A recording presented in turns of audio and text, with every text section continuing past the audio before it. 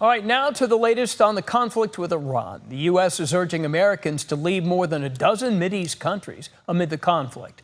It's also mandating the departure of some non-emergency government personnel. They include those in Jordan, Bahrain, Iraq, Qatar, and Kuwait. And the State Department says citizens struggling to leave can call in for help. This as the president maintains that Iran is a threat and military operations in the region will continue for at least several more weeks. We're joined now by Professor Jaime Jackson from Sacramento State. Professor, so glad you're here with us today. I know you've got some perspective. We're trying to figure out for the Americans who are trapped in the area, and that's now expanded right to Doha, to Qatar, to Bahrain, and certainly to other places here. You can speak to the conflict and about State Department getting people out. Yeah, I mean, this is a very serious challenge, and this isn't obviously the first time the United States has had to withdraw non-emergency personnel from embassies. It's a common response in situations where there's a direct fear that any American citizens on the ground could be harmed by the ensuing conflict.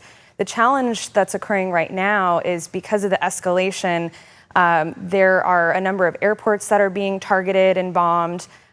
We already know an embassy in Saudi Arabia was bombed. Thankfully, folks were able to get out in time before that occurred.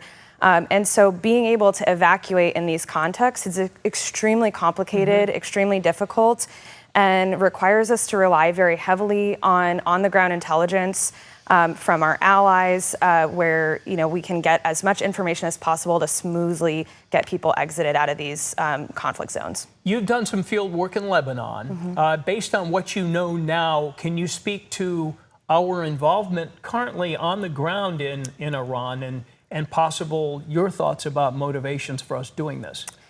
Yeah, I mean, if you go based on what we're hearing from President Trump, the initial starting conversation around a buildup of military action in Iran was focused more on a response to Iranians' treatment of its own people and the protests that were happening in Iran. But very, very quickly, he pivoted to speaking specifically about an Iran nuclear deal.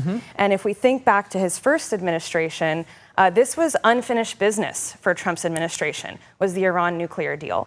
So these activities in Iran, which are targeting the domestic populace that has been protesting the current regime, were really an opening for the United States to sort of step in and use it as an opening to push the issue of the Iran nuclear deal. Okay, let me ask you this before we leave here. How long can Iran go with this? Because we've hit a lot of their installations.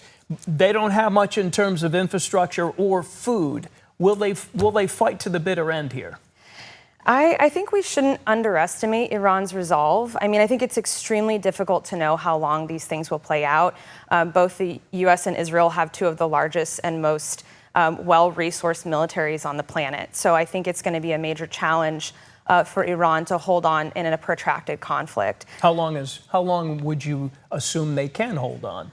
I don't want to say, because honestly, I'm not sure. But I do think that we also need to understand that all of the resources of Iran tend to be held by very few, those that are loyal to the regime, and they will mobilize those resources to engage in as protracted a conflict as possible. Okay. Professor, we appreciate you. Jaime Jackson, Sac State. Thank you. Thank you.